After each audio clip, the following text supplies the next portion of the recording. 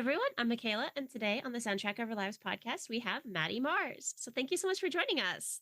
Woo! So excited to be here. Yeah, so you recently put out your album, m.w.u. What did that feel like to finally put it out there? It felt so amazing. It's been like 2.5 years of working and kind of didn't even realize it was an album until kind of the last few stages. And I was like, oh wait, this is totally a body of work. And it just feels amazing. It really feels like a chapter close. It feels like I think once it was out, I realized, or once the week gearing up to the release, I realized like what the album actually means to me, and just I am so excited to have it be alive in the world now and for people to react and resonate with it. What has your reaction been like from fans? It's been amazing. I feel like I'm in this really cool place where I feel like I'm kind of building my fan base, Mhm. especially now more than ever, just this past year. So to have people all over the world be like, oh my God, like this is, shout out from, so and so place. And I love it. And I got this email from an older fan actually, and he's like, I believe he's like 65. And it was this huge like essay about how he was touched by the album, and it's specifically the last song, Sing Me to Sleep. And I just was kind of blown away. The goal for me is always to kind of have a big collection of community and fans that, range in age and like background, community, sexuality, race, like all of that. And so to be able to like hear that from someone who's lived, a long life was really, really cool. And really, I'm very honored to be, have made that something so, amazing like that. Yeah. So if it took 2 years to make, why did now feel like the right time to put it out? I think it just became about like this urgency. I think a lot of art you kind of culminate and you sit on, and you kind of, it takes some time to really get the final picture in place. Mhm. And for this album, I felt like there was an urgency around it being out and around it kind of seeing the light of day now, because I myself am in such a different place personally than I was, even a year ago. So I just was kind of like, it felt like the right time and the right collection of songs. And yeah, just like I said, I didn't realize it was a full album until probably like 8 to 10 months ago. And then I was like, oh, this is like a project. Like that's crazy. How did the mindset change when you realized that it was a full album? I think it was about getting it to the finish line. I think it was about kind of like, okay, like I have all of these songs, like let's get them to sound the best. And it is like a long process, and I'm very like tedious with my details. And I wanted to make sure that it was up to my standard, and kind of it told the story that I needed it to tell. And I think once I like the last song that we wrote for it was Spring Cleaning. Mhm. Once that was like in the can, I realized that like it was definitely time to put out. And I have my personal favorite on the album, which is the final song, Sing Me to Sleep. And I knew that that was going to be like the closer. So I think once I had the first song and the title being m.w.u and then the last song, I knew exactly what the project was about, and like kind of the Mhm. journey and the narrative it takes. So why is that your favorite song? It's my most experimental song I've ever made. It rides a lot of different genres. There's a lot of different grooves in it, from like reggaeton to trance music to post punk. And I think just the journey of the song is really beautiful. And I wanted to push myself to make something that I felt was really distinctive and really different. And it came out of a really dark place, and I wasn't even sure if it was something that I wanted people to hear when I first made it. And so to have it be like the defining, or in my opinion, the defining track of the album feels so like right. And I think that's been the song that has gotten the most attention so far, because it is so kind of out of left field and so kind of experimental. So, what changed between when you kind of didn't want to see the light of day and then now that it's out? I think just my detail towards it, because I really took my time. There's not a lot going on in the song, so there's only probably about like maybe less than 20 strips of audio in that song. So Mhm. it's like everything you're hearing is like less than like 20 different layers of sounds. But what really took time was like the whole conversation, making sure the song, the lyrics made sense, making sure that the vocal take I used was like a good vocal take, like really being like so delicate with the vocal and being like, okay, like I said this word really well, but this word doesn't sound great. So it's like I really took the time to like make sure every little aspect of it was like perfect, and that like, Mhm. it took you on this journey sonically that made sense and was like really you can kind of get lost in it. So a lot of detail in that one. Yeah. And so I have to ask, why did you choose to go with m.w.u instead of the full Moments with You? I felt like I just like the abbreviation. I think it's kind of, to me, it looked cool. Like, I think a lot of what I do is built off of some sort of aesthetic, landscape. And I think that, I just liked the way that was short and sweet, and it kind of asked a bigger question to me, like, oh, what does that mean?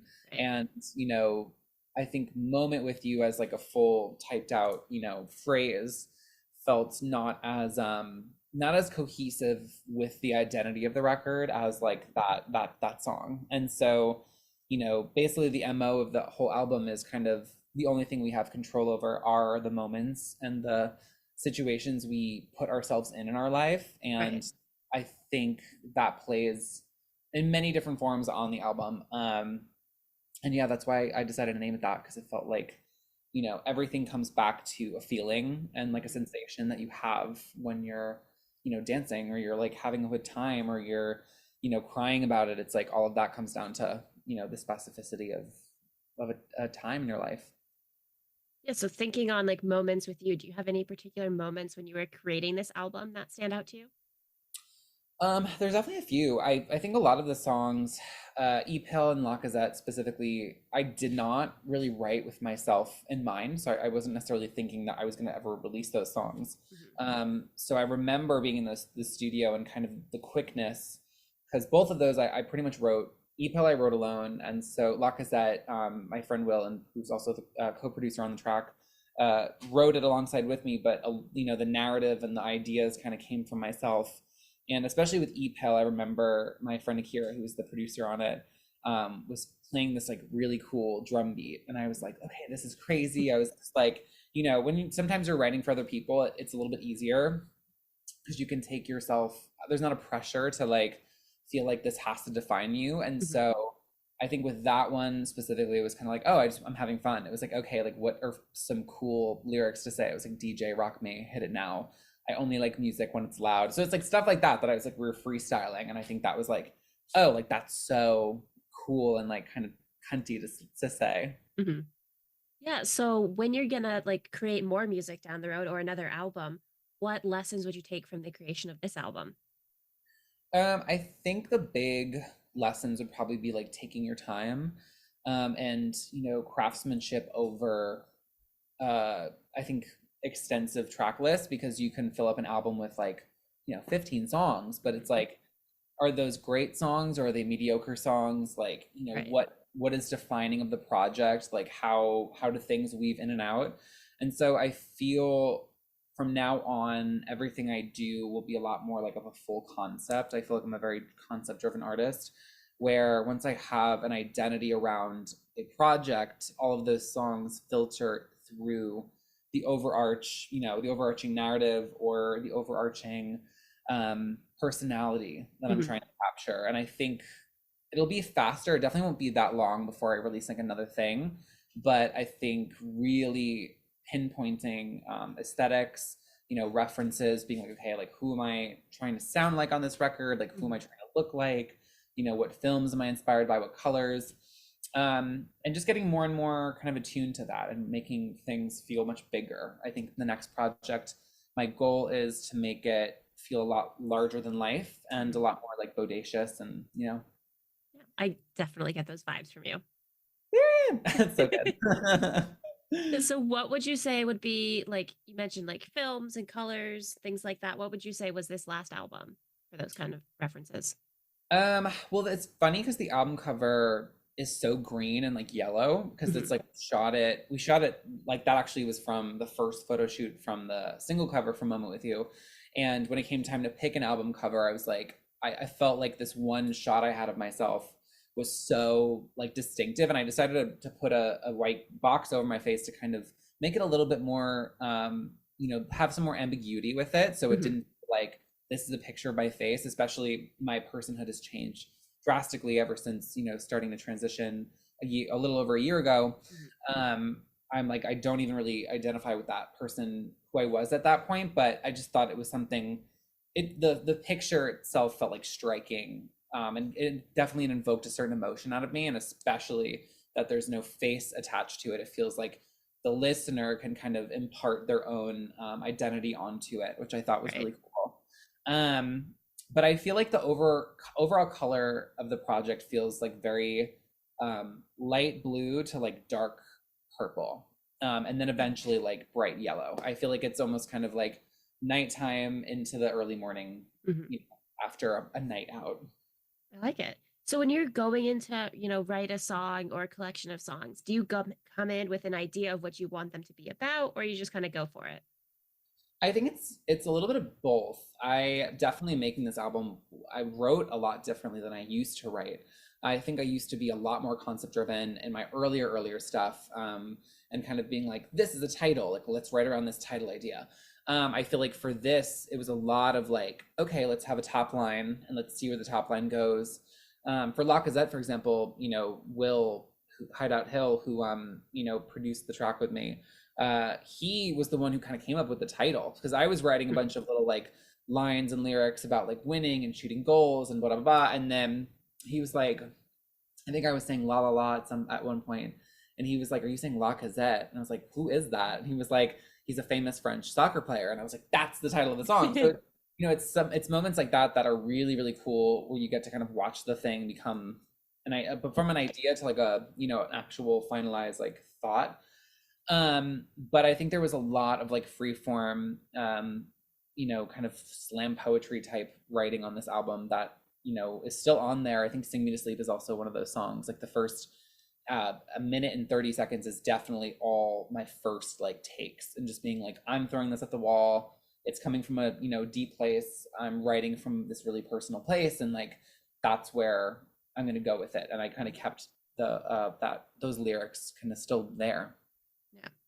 So with a background in classical music, how does that influence the music that you make? Because obviously you're not making classical music. Yes. Well, I think what's cool about classical that I still like really admire and love is that you kind of learn that any musical genre stems from the same place. Hmm. And I was really like a nerdy child, so I was like really into musical theater. I grew up doing that when I was like little into like my teen years, and then I wanted to know more about my voice, which led me to, classical operatic training and like jazz training. And then I did years of like choir and music composition, and kind of being really interested in like the rules of music, and being like, okay, well, classical music has a lot of rules that like if Yeah. you write in this key, you have to follow by these, markers, and Hmm. then you raise this up, a half step, you have to raise the next chord, a down a half step, or things like that that are very kind of like mathematical. And I feel like that once my taste started to develop as like a young teen, I realized I was like, oh, well, rock music and pop music are kind of the same things. You're following these rules, but just in a very creative and fun way. Hmm.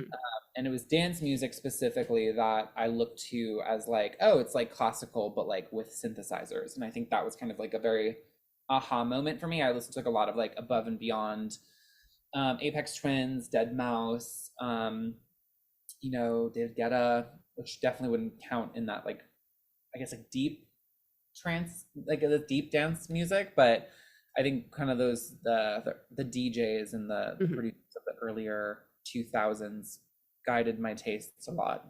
Yeah. So you said you did musical theater. Do you have a favorite musical that you did? Oh my God. I don't think I never did it. I never Okay. participated, but my favorite one I think has to be Into the Woods. Hmm. Like I'm a big Sondheim girly. I love like Company. Um, and he also did, yeah, and Sweeney Todd.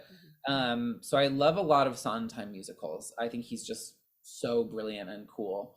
But yeah, Into the Woods I think has to be my favorite of all time. I mean, Wicked, hard second. Wicked, iconic. Wicked is Hmm. like the I don't know, the Taylor Swift of musicals, but You it's so excited for the movie to iconic. come out? Oh my God. I feel like everyone's lives are going to be changed. Like for some reason, I'm like, we're gonna have world peace after we get jobs. I'm like, it just like makes sense. I mean, you gotta aim high. Exactly. I'm just like, honestly, just the soundtrack is so impactful, the message. Yeah. So I really feel like it's gonna do something to the timeline we're in. Yeah, I'm excited because I've never actually like I've seen it, but not like seen like a high school version of it. So it's not like I don't want to say it's bad. It's just not the same as like seeing a Broadway version. Oh, no, no, no. I don't think it's like, but yeah, no, the Broadway I've been fortunate enough to see several times. And it's just like it's just so impactful and like makes you just sob. I think that's like, I think musical theater gets a bad rep, but when it's done well, it's like it's the best thing ever. Hmm. And it's very close to opera in that way where it's like you kind of are just so emotionally engaged in it that it's crazy. Yeah. So you mentioned Company. Mm. So have you seen the new version that they made where it's starring a woman? I have not, but I am familiar that that had happened in like the Yeah. recent. It's recent too, right? Yeah, I saw it and I thought it was really good, except my only thing was at the end. She's like, yeah, I guess I'll get married. I'm No, like, it's no. like be so serious. I'm She's like, like, that's "No, no, the no." whole point is like the fact that she should be okay not being married. That's my Exactly. feeling. I feel like That's that's so how it should have silly. ended. But That feels so just like the producer being like, we just have to do it to appease the audience or like whatever the fuck or the investors. It's always about the mhm. investors in Broadway. Yeah, I was just like, that's the whole point of the movie is that she's kind of overcoming the fact that she doesn't have a partner and that she's alone and she doesn't really want kids. So why does she then want to get married? Exactly. Tomato, tomato, tomato. It didn't make sense. Like it was great acting. I loved it. The ending was not for me. I'll have to watch it. I'll have to like watch that soon. That'll definitely be on my list. Yeah, it was really good. Um, but obviously I did not agree with how they ended it. Honestly, real. I get it. Like that's just like I would die on that hill as well. Yeah. Because I'm like, not everyone needs to get married and have kids. Like, No, I'm just like it's 2024. I'm like you can literally do whatever you want and it's fine. so how do you hope that your music empowers your listeners? I hope that, whomever listens to this project and future projects that I do, that they can find solace in it. I really a big MO for my career and my artistry is to be able to connect with people and to like help. Music has been such a saving force in my own life and still is. And so I just want that same, I want that same sensation that to give to my fans Mhm. and to let them know that like nobody's ever alone, like you're not ever in something or you're never weird enough, it's like too weird or you're never um as alone as you think or believe you are. Right. And I think music did that a lot and like helps guide me in so many ways when I was younger. And I just want whomever whatever the background is of my fan or like someone listening would be, I just want them to feel like a real human connection to the things that I am saying. And like there's a lot of themes throughout all of my work that I feel like is about self-empowerment or Mhm. overcoming obstacles or like writing your own narrative. And I think that that is something that I've realized that really makes me myself and like definitive and my confidence I feel like is that thing for me. So I hope that that can translate to in listening to that music. And what advice would you give to somebody who's kind of just starting out in the music industry? I would say implore yourself to look deeper.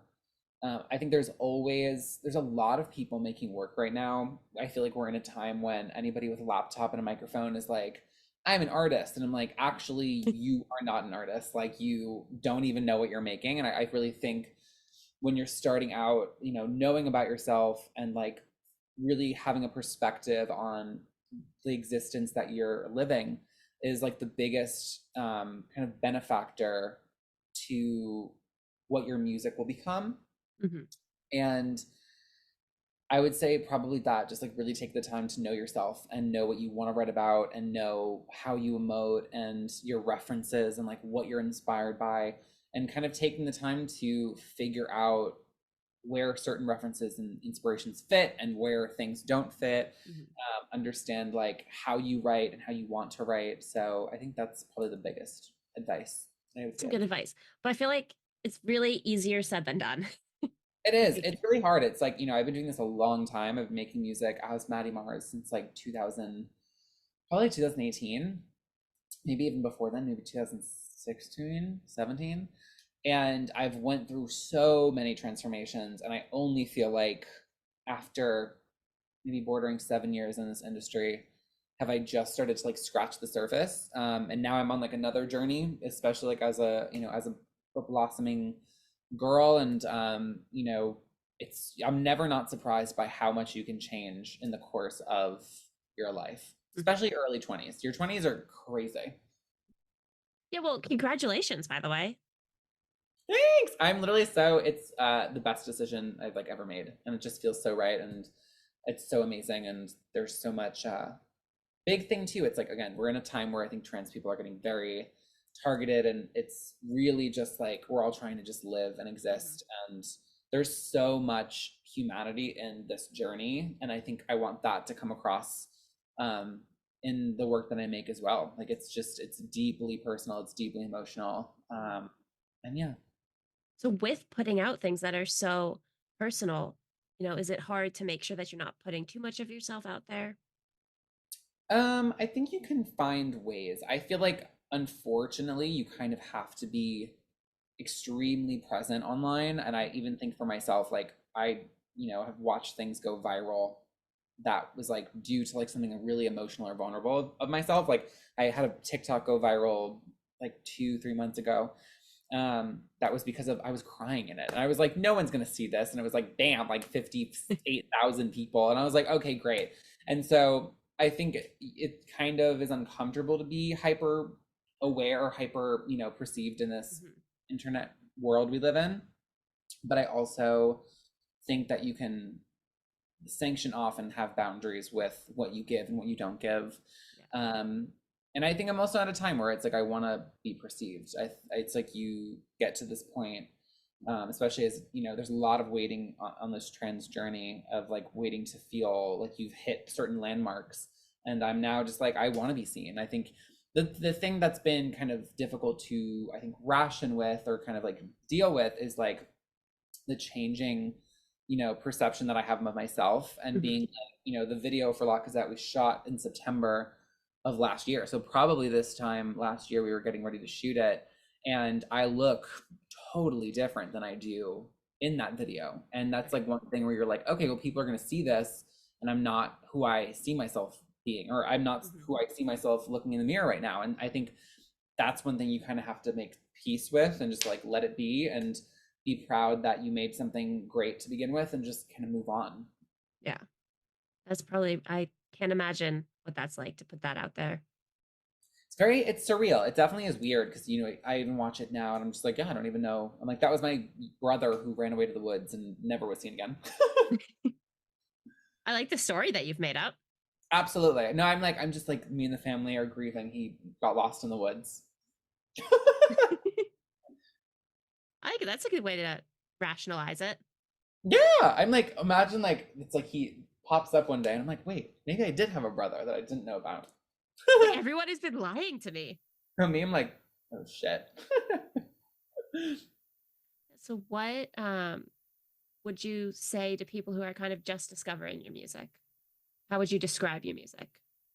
I would describe my music as definitely a bona fide, ecstatic, emotional pop symphony. I like it.